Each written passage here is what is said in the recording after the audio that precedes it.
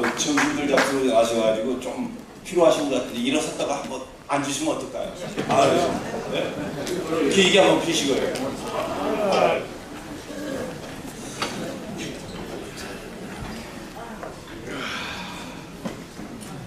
안녕하십니까. 방금 소개받은 KGKC의 박주봉 회장입니다. 아주 직전에 우리 강철규 공정거래위원장님께서 저희들한테 아주 필요하고 딱 맞는 얘기를 해주는 것 같습니다. 감명 깊게 아주 잘 들었습니다. 대단히 감사합니다. 제가 오늘 평소 존경하는 우리 이남기 위원장님의 연락을 받고 이 자리에 나오게 됐습니다. 제가 우리 강철규 위원님께서는 아주 고차원적인 한국 경제를 다루어 주셨는데 저는 좀 현실적이고 우리 중소기업을 하면서 아주 사소한 것을 또 말씀드리도록 이렇게 하겠습니다. 먼저 오늘 우리 이남기 위원장님 이런 자리를 마련해 주셔서 정말 감사합니다. 그리고 최세진 회장님께도 10주년을 맞이해서 이런 포럼을 개최해 주신 데 대해서도 감사 말씀드리겠습니다. 대단히 감사합니다.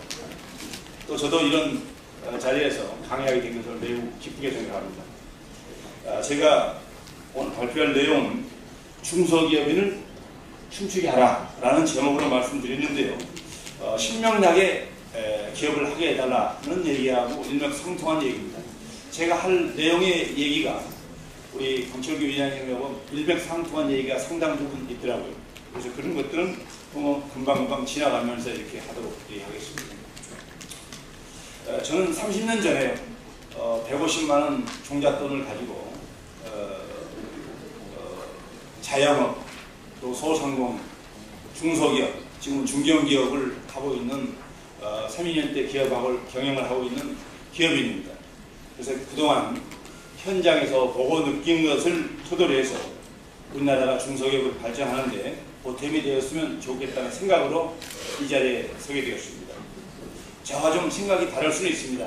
저도 의원님들이 계시면 상당히 의원님들한테 많은 좀 얘기를 하려고 했는데 의원님들이 가셔버려가지고 좀 힘이 좀 빠집니다만 제가 준비한 자료이기 때문에 말씀드리도록 이렇게 하겠습니다. 근래에 와서 저희가 생각할 때 가장 큰 일이 무엇이었냐 저한테 이렇게 물으신다면 저는 30년 동안 사업을 하면서 97년도에 겪은 IMF가 가장 컸던 일이었고 두 번째는 2008년도에 겪은 글로벌 금융위기라고 생각합니다. 글로벌 금융위기와 IMF는 너무나 잘 아시겠지만 IMF는 우리나라만 겪은 것이고 글로벌 금융위기는 세계 대부분의 나라가 겪었던 말이죠. 근데 그걸로 인해서 세계 경제는 아직까지 굉장히 침체되어 있는 상태에서 혼란 속에 아직까지 빠져 있는 거라고 저는 생각합니다. 특히 우리나라와 가장 관계가 많은 중국이 그와 맞물려서 정권 개최가 됐거든요. 후진타오 정부에서 시진핑 정부 이렇게 되면서 사실 후진타오 정부 때는 10% 9% 고도 성장을 해왔었습니다.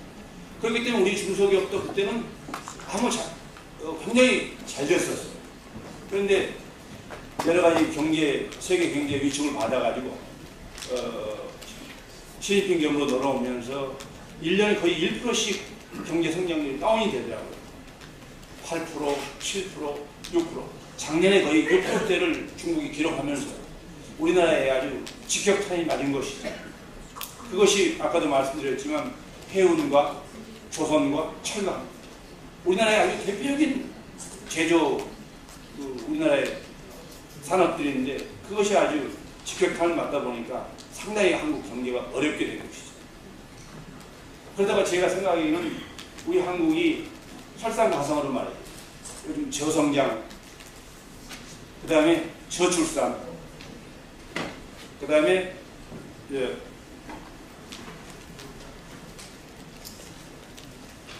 제가 머리가 나빠서 잊어버렸어요. 고령화.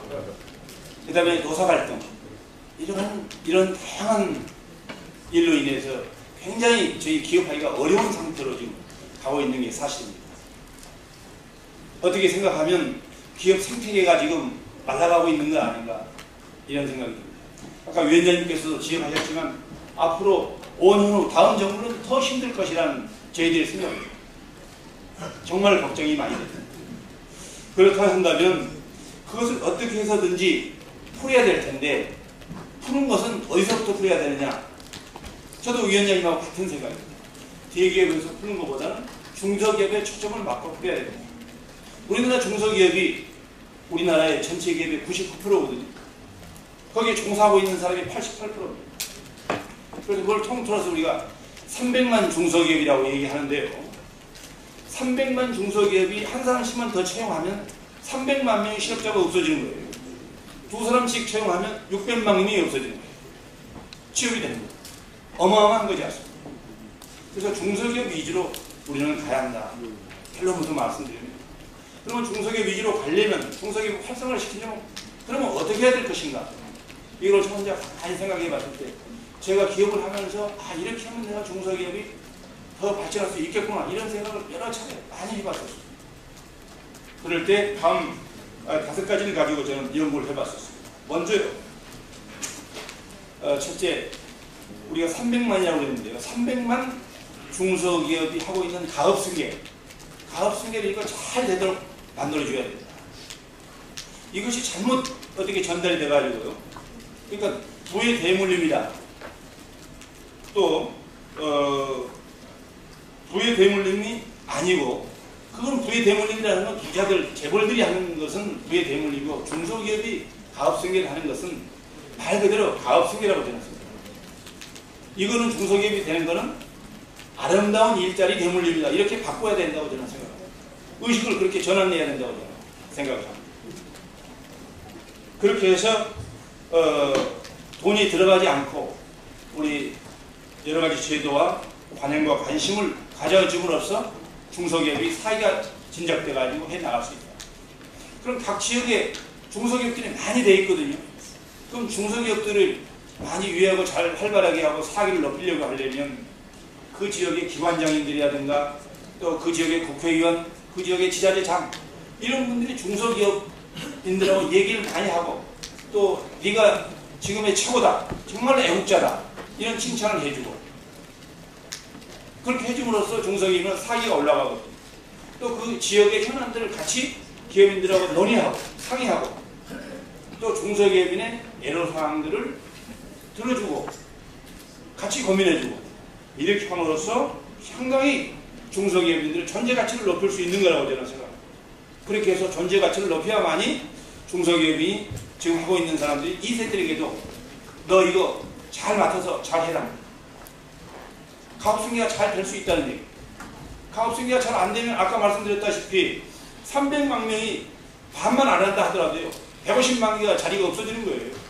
근데 저희가 한 3년 전에 조사를 해봤습니다만 중소기업 중앙에 일할 때 중소기업의 70%에서 80%가 자기가 가업승계 안 하겠다. 이렇게 나왔어요. 놀랄 숫자.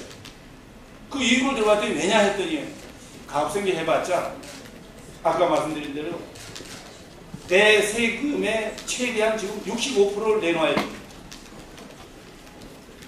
그럼 가업승계 받은 사람은 35% 가지고 어떻게 사업하겠습니까? 도저히 할 수 없습니다. 가업승계가 안 되거든요. 그래서 제 아는 사람이 작년에 크게 신문에 났습니다만 40년 동안 테리포장이라고 40년 동안 중견기업을 했어요. 이분이 미국 사모펀드에 회사를 넘겼는데 왜 넘겼느냐? 65% 세금을 넣고는 다음 자기 아들한테 딸들한테 줘봤자 도저히 회사를 운영하기가 힘드니까 가업승계를 안 하고 사모펀드 회사를 넘긴 거예요. 그러니까 지금 조세제도가 지금 잘못되어 있다는 거죠. 그거를 좀 조세제도를 보완해 줘야 된다. 이런 말씀을 제가 드리고요. 이것도 국회의원이 계셨으면 좀 말씀드리려고 했는데 그냥 짚고만 넘어가도록 하겠습니다. 두 번째는 언론의 헤드라인을 경제와 칭찬으로 바꿔달라. 이런 말씀을 제가 드리겠습니다. 여기 언론 기자분들 몇 분 계십니다. 제가 한 8월하고 9월 2개월 동안 헤드라인 조사를 해봤더니요. 거기에 정치가 51, 사회가 22, 경제가 20%, 문화가 7%입니다. 그러니까 신문과 방송들이 온통 사실 정치 중심으로 보도가 되고 있습니다. 그래서 가지고 국민들이 자동적으로 정치에 관심이 많아지게 되거든요. 관심이 많다는 것은 기대를 얻기 위한 거거든요. 근데 우리 정치인들이 기대에 사실 부응하지 못하고 돼요. 그러다 보니까 실망하게 되고 또 정치가 잘못됐다고 얘기하게 되고 또 불만이 생기게 되거든요. 예를 들자면 말이죠. 예를 들자면 그 경제적 이슈가 딱 하나 나오지 않습니까? 딱 나오면 그 다음날은 추워도 여는 찬성, 야는 반대. 야가 반대하면 여가 또 반대. 정반대 뉴스가 나와요. 전혀 대화를 하지 않아요. 무조건 여야는 반대 이슈다.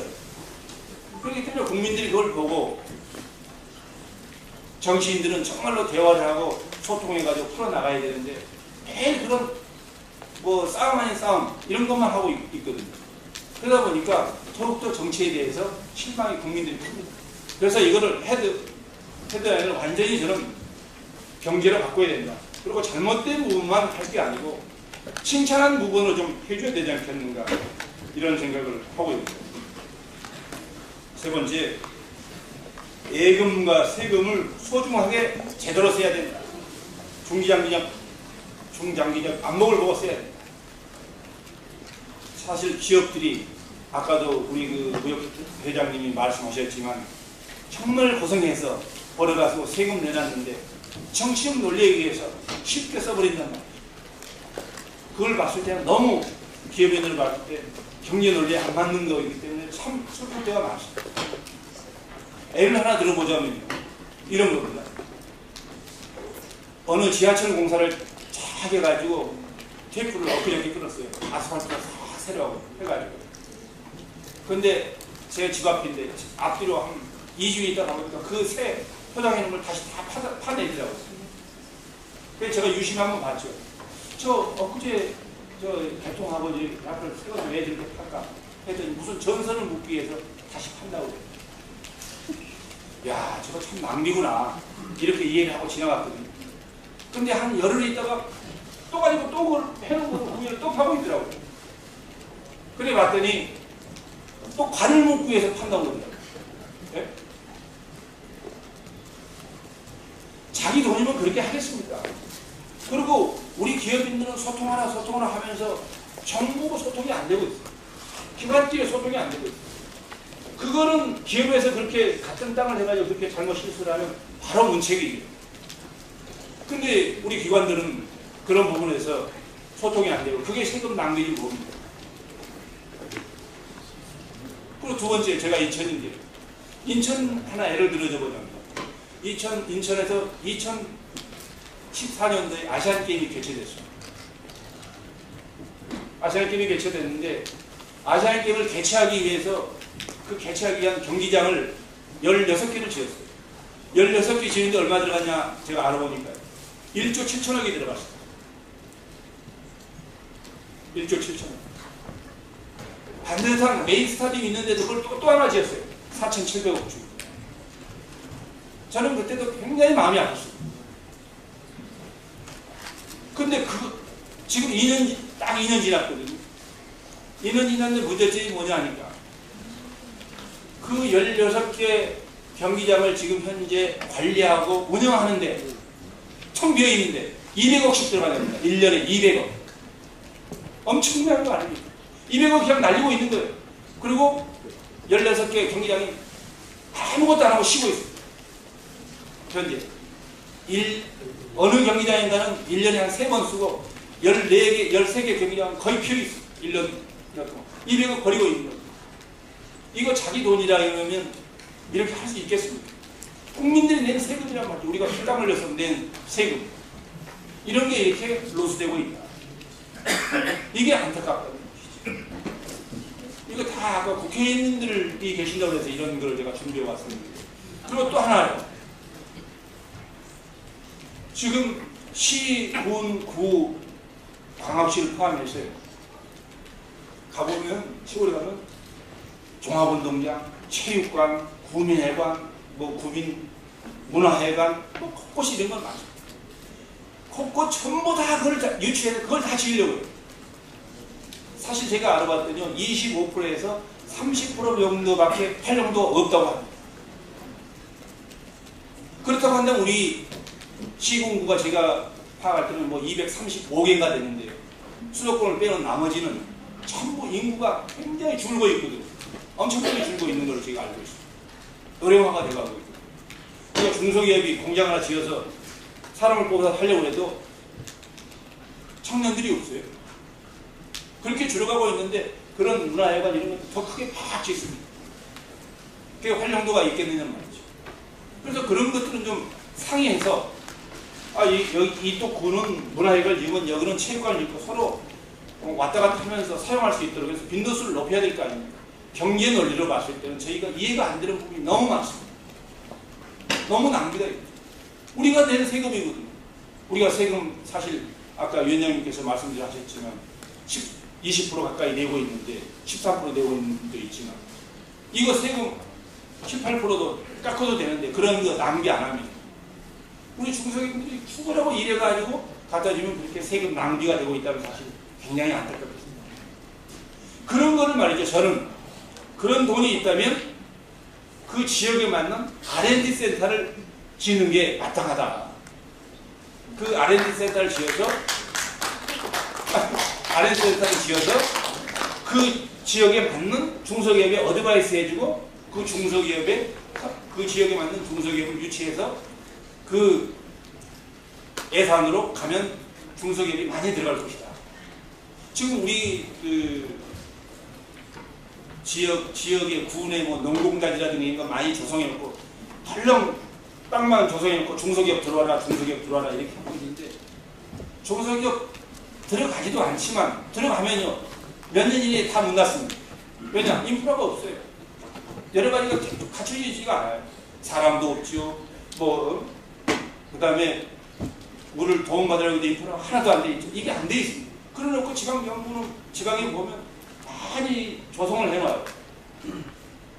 그 조성이라는 자체도 낭비지만 또 그걸 들어가서 다시 해가지고 3년이나 5년 이내에 문 닫으면 더 큰일이거든요.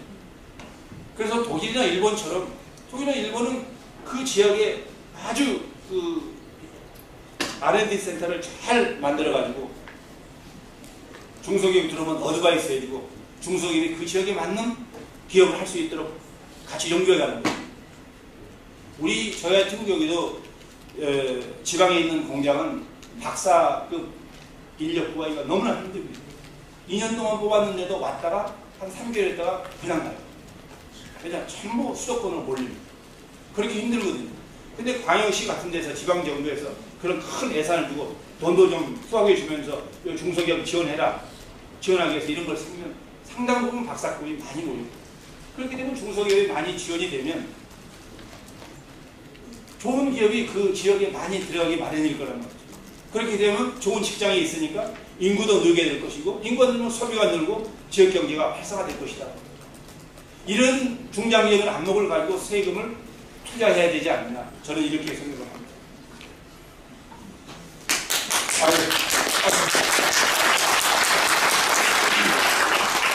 잘하신다, 강의. 예? 잘하세요. 그리고 이제 우리 그 중소기업들이 사실 그 외국에 수출하기 위해서는 전시회 같은 거, 박람회 같은 거 가거든요. 박람회 전시. 이번에도 저한테 베를린에서 그 이퍼 박람회를 했는데 갔다 오신 분이 저한테 이런 얘기를 하더라고요. 나 이번에 박람회 괜히 갔다 왔다고. 돈 더 쓰고 5일 동안 갔다 왔는데. 왜 그러냐고 그랬더니 이번에도 또 마찬가지로 5번째 갔다 왔는데 우리 중소기업 부스 저기 보이지 않는 데 부스가 있더래요. 삼성 거, LG 거 이런 데 가운데 정 가운데 있는데 우리 다른 데 중소기업은 어느 정도 이렇게 우리 코엑스만 한 게 한 5개 정도 있는데 5개 끝에 우리 거는 우리 그 중소기업 방은 그렇게 돼 있고 그래서 지나가는 사람들이 바이어들이 한국 저기는 부스에는 아주 와볼 수도 없는 지역에 해놨대요. 그래서 한국 사람들이 중소기업인들이 찌라시를 만들어가지고 가운데 가서 뿌려주면서 한국 부스가 저쪽에 있으니까 좀 찾아와서 구경하시오. 이런데도 불구하고 몇 명 안 왔다고 합니다. 근데 그런 거를 그 정부에서 관련 기관에서 이렇게 해가지고 중소기업을 우리가 일일이 할 수 없거든요. 그런 거는.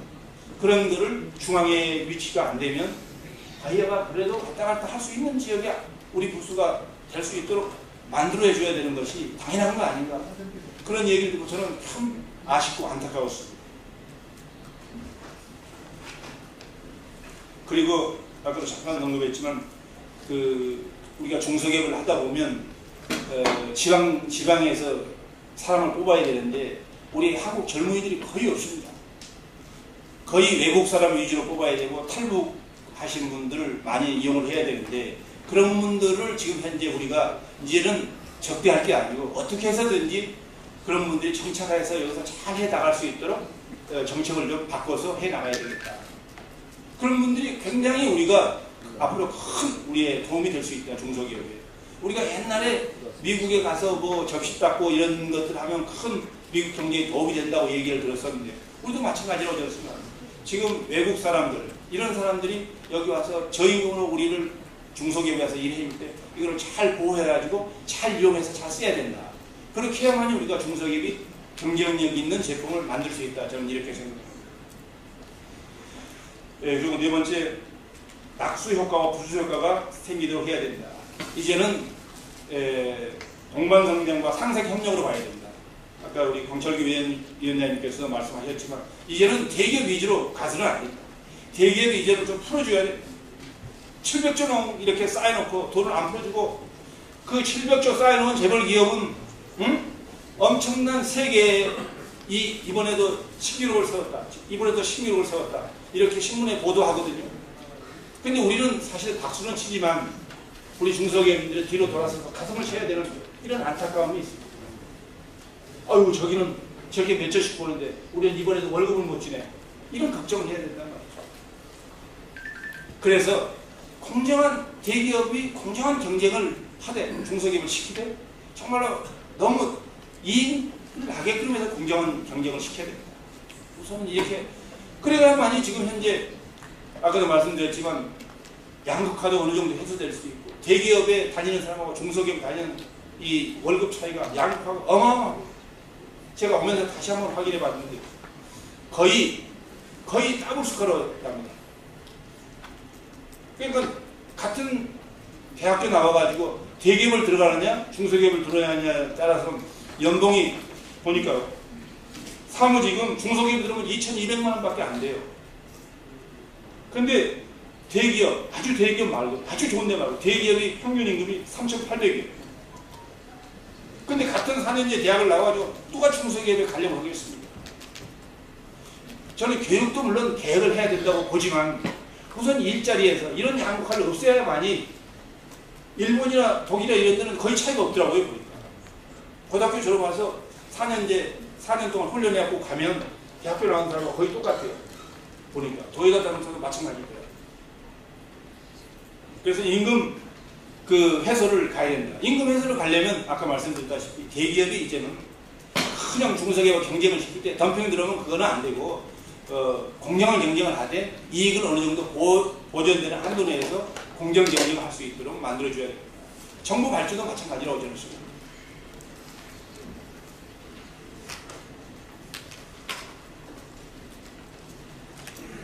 그리고 대기업들 아까 제가 말씀드렸지만 대기업들이 지금 골목 상권까지 다 지배해 있지 않습니까? 사실 대기업들이 떡볶이, 오뎅, 순대까지 다 하고 있습니다. 지금 골목 상권 다 장악이 돼 있습니다.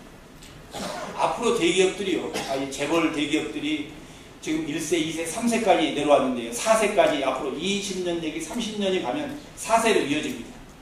그 4세까지 이어질 정도로 이런 식으로 그냥 가만 놔두면요. 문어발식으로 놔두면 우리 중소기업들은 아무것도 할 수 없을 정도가 될 수 있다고 저는 생각합니다. 그래서 여기서는 어느 정도는 이건 끌어줘야 된다. 끌어줘야 된다. 저는 이렇게. 왜냐 그러면 지금 대형마트 하나 들어오지 않습니까? 대형마트가 하나 들어오면 중소기업 소상공인이 몇 개 정도 없어질 거라고 여러분 생각하십니까? 100개는 없어집니다. 100개? 네. 아, 그거 아닌데. 그거 아예 더 됩니다. 통계 나와 있는 게 있어요. 이마트 큰 거 하나, 일정한, 그런 큰 이런 거 하나 없어집니다. 그거 하나 생기면요, 10명 이하 소상공인 및 자영업자 1,500개가 없어집니다. 그 주위에. 근데 더 큰 게 들어오면 1,800개가 없어지는 걸로 돼 있어요. 그러면 두 사람씩 일자리가 하면은 3,600개가 없어지는 거예요. 그런 게 하루에 우리 연간 생기는, 많이 생길 때는 18개도 생기고, 말 적을 때는 7개도 생기고, 평균 10몇 개씩 생겨요. 그러니까 4만 개 일자리가 가만히 앉아서 없어지면서 그 가족들은 정말 어려운 생활로 내몰려야 되는 이런 상황입니다. 그래서 저는 그런 부분들도 이제는 정부랑 관련 기관에서 잘 파악을 해서 정말로 여기는 이런 게 필요하다, 저런 게 필요하다, 이런 걸 파악을 해가지고 해줄 수 있도록. 하나 예를 들자면요, 아파트 2,000세대 하나 다 들어서면요, 거기 가게 막 이렇게 하려다 보면, 경쟁하다 보면, 나중에 보면요, 후축관이 4개씩 생겨요. 서로 경쟁해요. 자기끼리 다 망해. 중소기업끼리. 우리끼리 다 싸워서 망한단 말이에요. 공업가게가 4개씩 생겨요. 그런 거는 이제는 민간 차원에서 어떻게 해가지고라도 균등 있게 해가야 되지 않습니까? 아, 여기는 외국처럼, 아, 여기는 2,000세대가 세우니까 구멍가게 하나, 세탁소 하나, 뭐 이런 가게 하나, 이런 식으로 해가지고 그 이상은 들어오지 못하도록, 그렇게 안 되도록 말이에요. 이렇게 해야 되지 않습니까? 그런 걸 민간 차원에서 그렇게 해야만이 서로 잘 살 수 있지. 우리 중소기업들이 그냥 소상공인들이 싸워가지고 하는 건 안 됐다고 저는 생각합니다.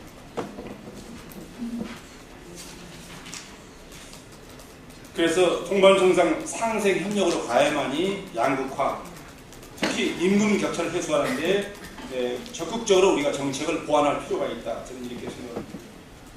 그리고 규제개혁 정말 저는 규제개혁에 대해서 굉장히 기업에 필요하지 않는 것은 전부 철폐해야 된다, 이런 생각을 저는 가지고 있습니다.